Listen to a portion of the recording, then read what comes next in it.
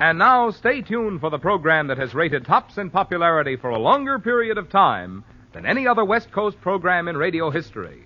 The Signal Oil program, The Whistler.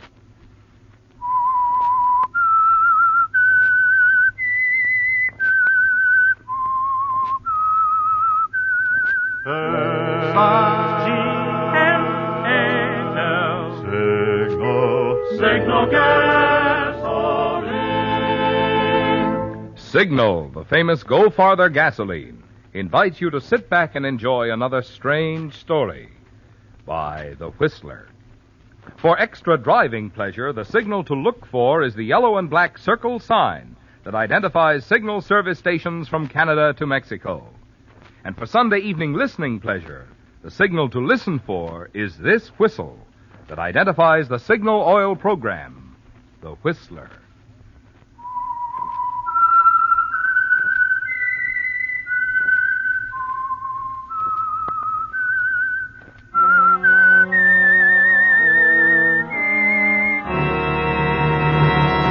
I am the Whistler, and I know many things, for I walk by night.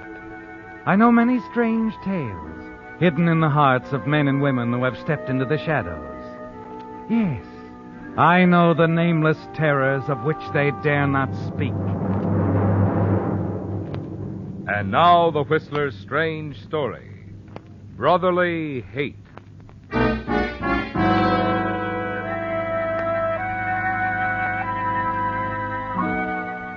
Visiting hours were over. The Jeffrey Long Museum in San Francisco was quiet. And in the private office of the owner, Jeffrey sat at his desk, staring at the note in his hands, a note that was damp, almost wet with his own perspiration. The hands trembled, and there was a tight, nervous feeling in the pit of his stomach, symptoms of terror. It had all started 3 months ago when Jeffrey Long had received the first envelope while in Cairo. Then followed days and weeks of mounting fear, because each Saturday thereafter, like a gentle stabbing before the final thrust, came an identical note, and the message was always the same.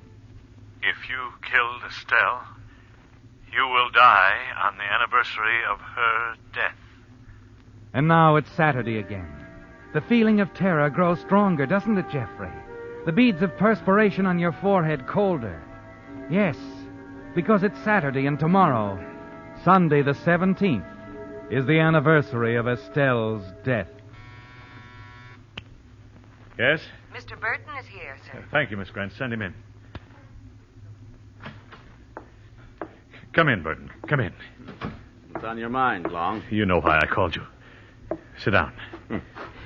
Want me to discover the lamp used by Ramesses IV? Oh, what I do for money. You're a private detective, aren't you? What about Estelle Blair's brother? Look, if you didn't kill the girl, why worry? For this brother, the one who's been sending me these letters, he's obviously a crackpot. He might do anything. Call the police. They'll give you protection. I tell you, he's got to be found. You've got to find him. I can't go around afraid of everyone I meet. Everyone from cab drivers to the caretakers here in my own building. Listen, when I walked in here nearly a year ago with a hunk of papyrus and an alabaster cup that belonged to King Tut, you hired me like that. Yes, certainly. Since then, I've been doing your dirty work. I've even swiped scarabs and jewel boxes for you all over the world. But murder's another thing, even for me. I want to know what I'm getting into, that's all. If you kill Estelle Blair, then I want to know about that. That clear? I've told you. Her death was an accident. And I'm telling you the result of my investigation. As far as I'm concerned, Estelle Blair never had a brother. Anytime you decide to give out with what really's got you scared, just dial my number. You can't walk out on me now, Burton. You can get another private eye. No, there isn't time. Like I said, when you're ready to tell me why you're so scared, just dial my number. But don't wait too long.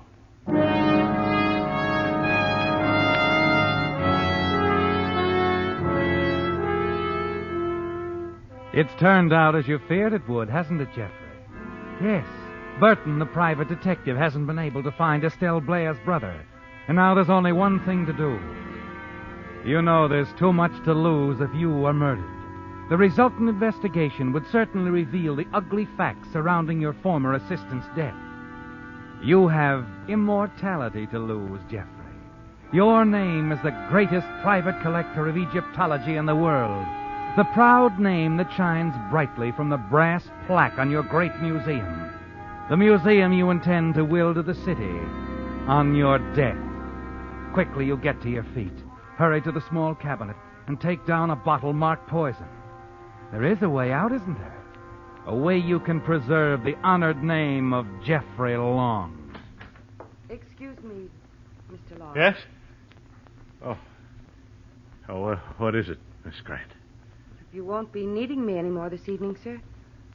I thought I'd run along. No, I won't be needing you, Miss Grant. No. On second thought, perhaps you'd better stay a few minutes.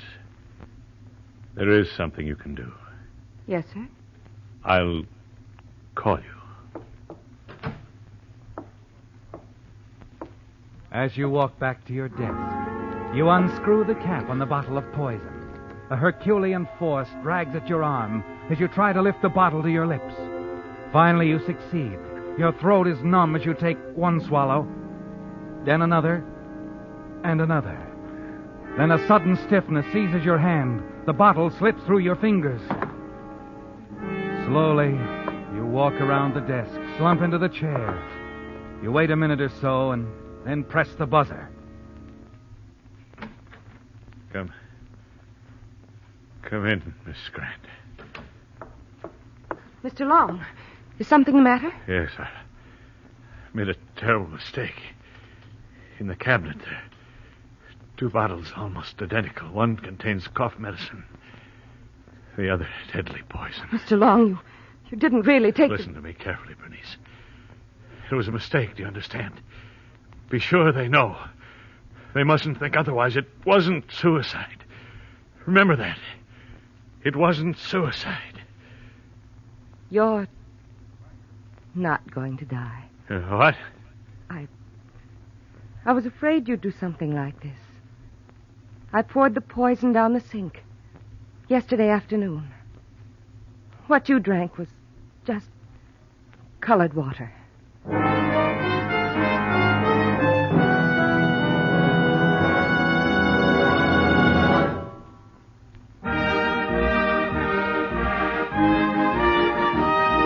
Ed Stevens of Long Beach, California, is the Whistler fan who receives a $20 Signal gasoline book this week as a token of our appreciation for sending in this limerick. There once was a driver named Abbott whose car took off like a rabbit. Signal Ethel, said he, is the fuel for me. From now on, I'll make it a habit. Signal, signal, signal gasoline. Your car will go far with Go Farther gasoline. If, like our friend Abbott, you like pickup that's quick as a rabbit, then Signal Ethel is a gasoline for you. But flashing pickup, mind you, is only one of the improvements you'll discover when you power your car with this super fuel. In addition, you'll enjoy Signal Ethel's extra power that makes cars fairly fly up hills and makes passing safer. And you'll be amazed at your engine's contented ping-free purr. For Signal Ethel is scientifically engineered to bring out the very peak of performance your car is capable of, regardless of age. So why not discover how much fun driving can be? Next time, treat your car to a tank full of the gasoline that's packed with more go. Next time, fill up with Signal Ethel.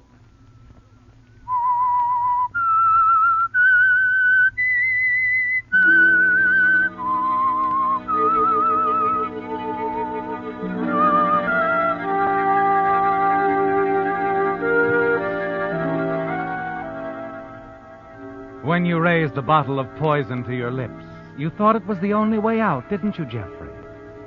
You would cheat Estelle Blair's brother, the man who had sworn to kill you, if you took your own life and make it appear as an accident.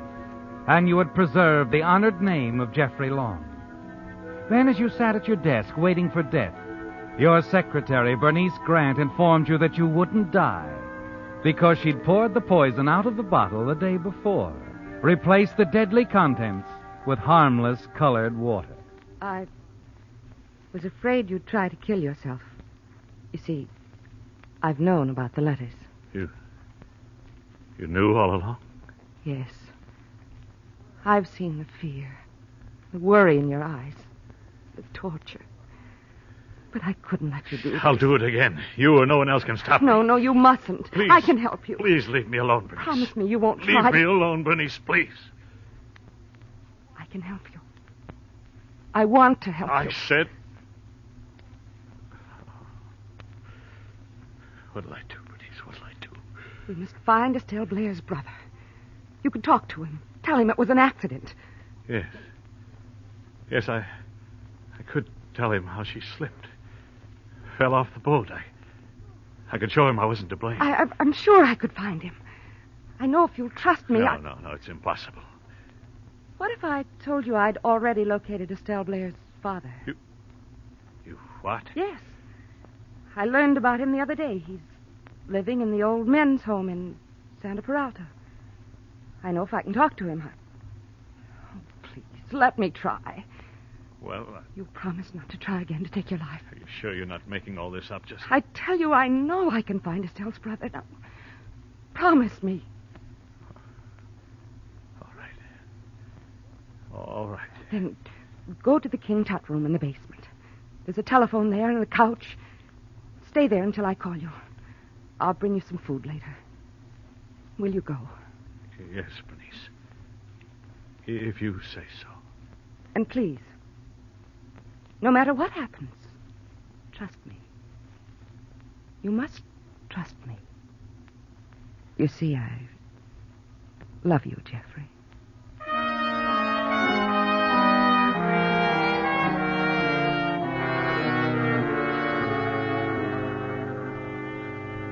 Still numb with shock, you find your way down to the King Tut room, the large storage room filled with relics from the Valley of the Kings in Egypt. Without even taking off your tie, you lie down on the couch and drop into a deep sleep. You awake much later, and when you look at your watch, you see that it's Sunday morning, the morning of the day you expect to be killed. Your thoughts fasten on the tiny bit of hope Bernice gave you yesterday. You quickly reach for the phone.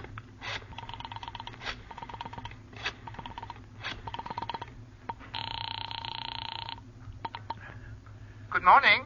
Visaya Apartments. Miss Grant, please. Thank you. Hello? Bernice, this is Jeffrey. Have you found anything more about Estelle's brother? Not yet, but Jeffrey, I've made progress. I definitely know she had a brother. He's somewhere in San Francisco. But today is the anniversary of Estelle's death. The day it's going to happen. I can't just wait. You've got to wait. You must be patient, Jeffrey. At any moment, I may have some news. What about the father in Santa Peralta? You must trust me, Jeffrey. I know, but what did he say? What's the brother's name? I don't know yet. But the father, didn't he tell you? I'm working as fast as I can, Jeffrey. You must believe that. I'll call you later, this afternoon. Maybe I'll have some very good news. Just wait and be patient, will you? Don't go out. Oh. All right, Bernice. And remember, Jeffrey, I love you. I will, Bernice. I guess I should have known it long ago.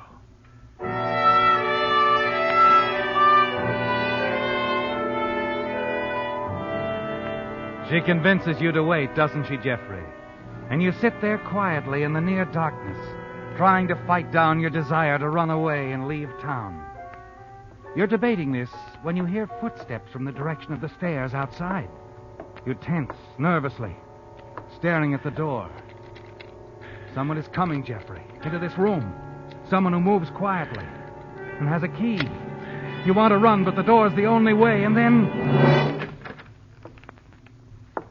Good morning, Mr. Long. Carruthers, what are you doing here? Why, Grady, the regular caretaker, is on his vacation, sir. I'm relieving him this week. But this is Sunday. You're not supposed to be here on Sunday. Miss Grant instructed me that you were here, sir, doing some special work.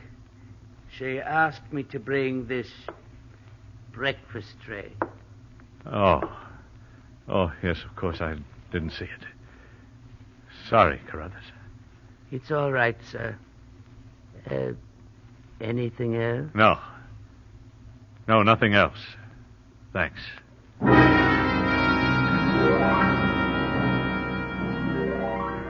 You watch him leave, stare at the food, suddenly realize you're unable to eat it or to even think of hunger.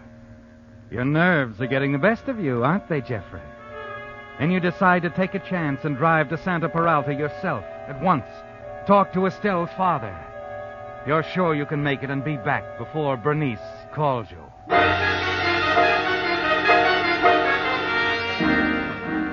You're on the highway in 5 minutes, headed south.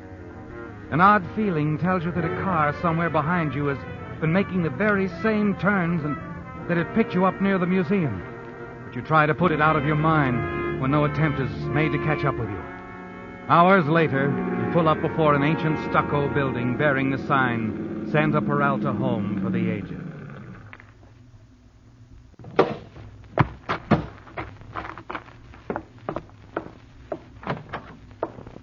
Well, no visitor so early.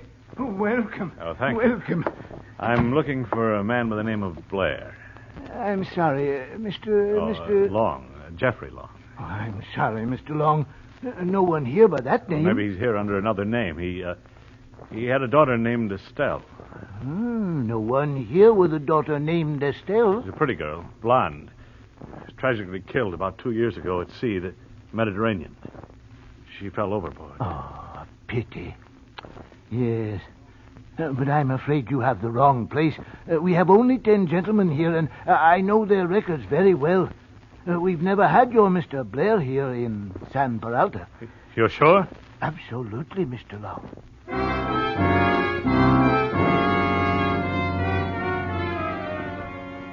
Something has gone wrong, hasn't it, Jeffrey? Bernice told you Estelle's father was in the old men's home at Santa Peralta, but apparently she was lying. Suddenly you look around you, find that you're driving through the Marina district, not far from the little cottage Estelle used to share with her mother in the days when Estelle was your assistant at the museum. You turn left, then right, and you see the house. Hardly recognize it after all these years. You stop and get out of the car and walk toward a tall woman who is watering the lawn next door. Hello. It's a lovely day, isn't it? If you like 'em hot, this is going to be a scorcher. You live here long? 9 to 15 years. You're not a collector, are you? Oh, no. No, I'm neither a bill collector nor a process server. An old friend of mine used to live next door. Andrews, maybe? No, the name was Blair. Oh, them. Mother, big woman. Arms like the posts on that porch. Yeah, well, the girl, Estelle, was my friend. Sweet little thing, blonde as corn silk. She was killed, you know. Fell off a boat somewhere near Europe or Asia or somewhere like that. Worked for a museum. Well, I've been trying to locate her brother. Brother? I don't seem to remember any man in the Blair family. Seems like there was just Estelle and her mother. Oh, I see. Well, I've got to be going. There was a girl, though, used to live with the Blairs, a friend of Estelle's. Dark girl, slim, about 5'2", trim little thing. Wore hair in a bun. You know, I used to say to my husband, Mac, that dark girl looks more like Mrs. Blair than Estelle does. I bet you they're sisters. I used to say to my husband, Wait a minute. Mac... Be quiet. What? That car. He went past and now it's turning around on the street. Oh, no law against... Well, what is it? What's the matter?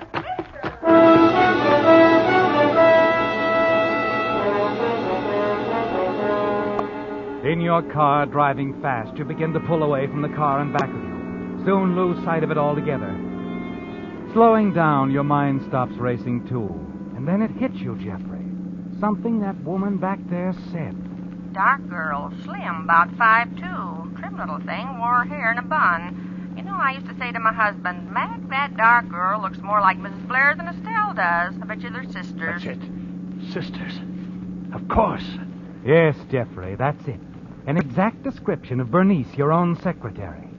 Suddenly it all becomes very clear to you, doesn't it? You noticed it the first day she came to work for you. There was something familiar about her. She reminded you of someone, but you were never able to figure out who she resembled. And now you know. You've been a fool, haven't you, Jeffrey? The way you've played into her hands. You're certain Bernice is Estelle's sister. And all the while, she's the one who's been sending the notes, intending to avenge her sister, Estelle.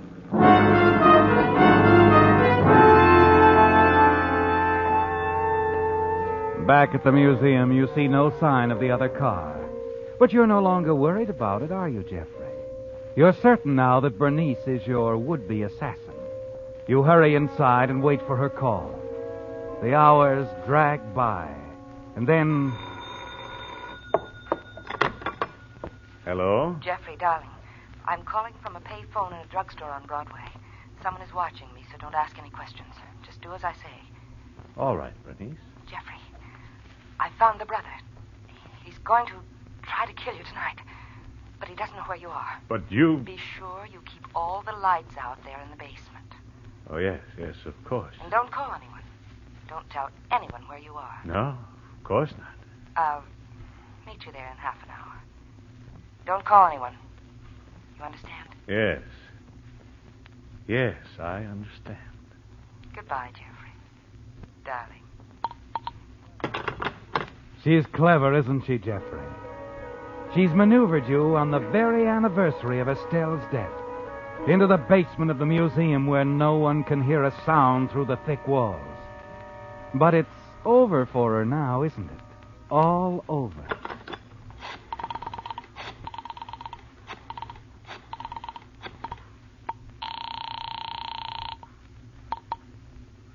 Burton Detective Agency, Burton speaking. This is Jeffrey Long, Burton. Oh? What now? I know. I know who's been sending me those notes. Yes? My secretary all along. Bernice Grant. What? Yes. She's Estelle's sister. Now, you've got to help me. Look here, Long. I've told you where I stand. Before I do anything, I have to know. Are you prepared to go along with me the whole way, if I tell you? What do you mean by that? I mean, even to doing away with someone? You mean Bernice? Yes. If it's necessary. Anything for money. You know that. All right. Yes, I killed Estelle. I pushed her overboard, but she had it coming. I'll tell you about it later. Are you with me now? Of course. I'll be right over. You better bring along a man you can trust. Bernice is coming here to the King Tut room in the basement in half an hour. She'll probably have a gun. Can I depend on you? Don't worry about a thing. We'll meet you there. It seems ages as you sit there in the dark waiting. Then when the illuminated hands on your watch point to 8:30, you hear Bernice coming.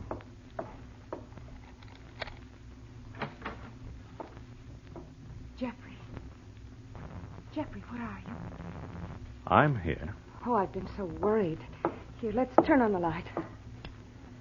Oh, I'm so tired, darling. I've been so worried. Isn't this carrying things a little too far, Bernice? Jeffrey, what do you mean? How stupid do you think I am? Jeffrey, what's this all about? Still playing the game. Didn't you think I'd see through it all? You know, Bernice, I visited San Peralta. And as you know, Estelle's father has never been there. I had to tell you something to keep you from doing away with yourself. It was all I could think of.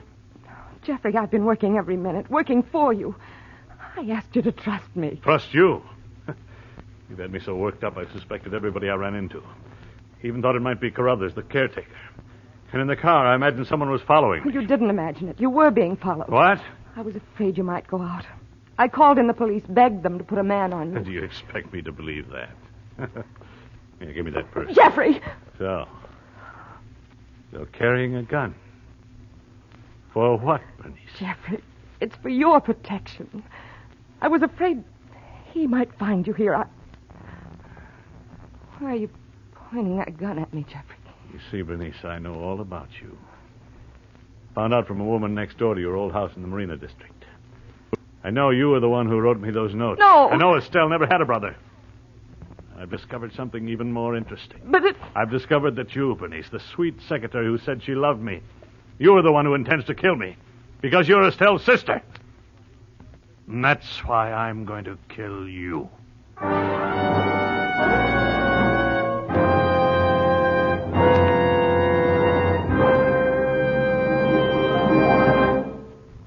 There are two ways to buy new tires. One way is to keep driving on smooth, unsafe treads until one day you're sailing down the highway, probably miles from nowhere.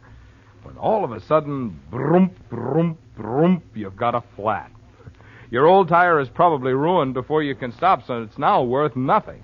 All you can do is take whatever make of tire the nearest station carries at whatever price they're charging.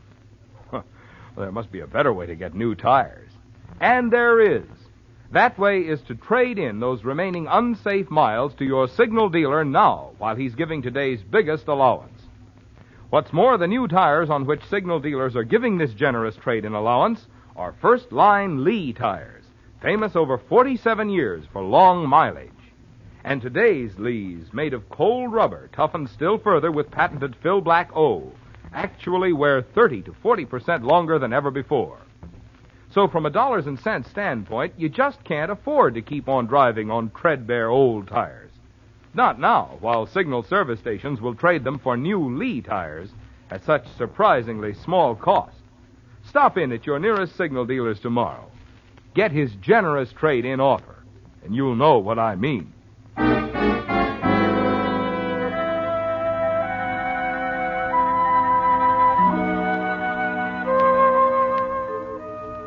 You watch Bernice standing against the wall, weeping. Everything is under control now, isn't it, Jeffrey? You're certain that you've outsmarted the girl you think is Estelle's sister. The girl you think wanted to kill you in vengeance for her sister's death. Now there's only one thing on your mind. To get out of the museum with Bernice and do away with her. You're tense, listening for the approaching footsteps which you know will be Burton's. Oh, thank heavens, Jeffrey. He's coming. The detective I've had following you. Yeah, I'm sorry, Bernice, you're wrong. That's someone I sent for. But I told you not to call anyone. I know you did. You wanted me all to yourself, didn't you? You're out of your mind. Hello? You in there? Yes, in here, Burton. Burton. Dick Burton? Yes. Come on out, Long. Shall I bring Bernice? No. Leave her there a while. Come on out alone. Oh, don't go, Jeffrey. I found out for sure this morning. It's no use, Bernice. I fell for your lies for a long time. Wait, please! Jeffrey, don't go! The police will be here soon. Dick Burton is Estelle's brother. Her brother!